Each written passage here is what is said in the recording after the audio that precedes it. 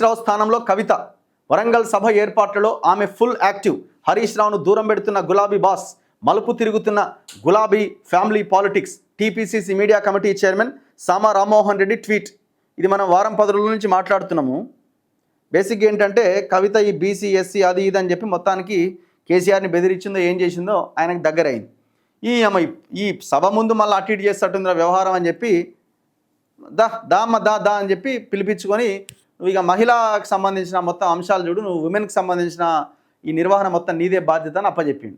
ఇక ఆమె వచ్చింది అధికారం అని చెప్పి సోషల్ మీడియా చూస్తే ఇట్లా గుమ్మడికాయలు తిప్పుతున్నారు, ఆమెకి నేనేదో ఖమ్మం ఏదో పోయినట్టుంది, మామూలు హంగామా లేదు.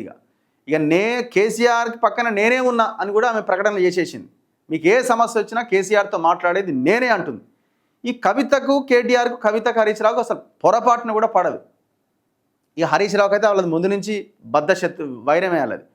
ఇప్పుడు ప్రతి విషయము హరీష్ ఏం చేయాలన్నా మళ్ళీ కవిత త్రూ వెళ్ళాలన్నా లేకపోతే డైరెక్ట్గా వెళ్ళడానికి ఏమన్నా అవకాశం ఉంటుందా అని అంటే ఎంత ఉన్నా ఎంత ఇది ఉన్నా ఖచ్చితంగా ఆమె పవర్ అయితే నడుస్తుంది కదా, ఆయన పక్కన ఉన్నాడు కాబట్టి.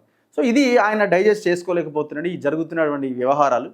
గతంలో సంతోష్ రావు ఉండే అదొక కేసు, ఇప్పుడు ఈమె వచ్చింది. మొత్తానికి హరీష్ని ఓవరాల్గా కూడా సైడ్ చేసినట్టున్నారు ఈ సభలు సమావేశాల విషయంలో. ఈ సన్నాహక మీటింగ్స్లో ఆయన గత 10 రోజులుగా ఎక్కడ పాల్గొంటలేడు, వేరే కార్యక్రమాల్లో ఆయన బిజీగా ఉన్నాడు. చూడాలి ఏం జరుగుద్ది.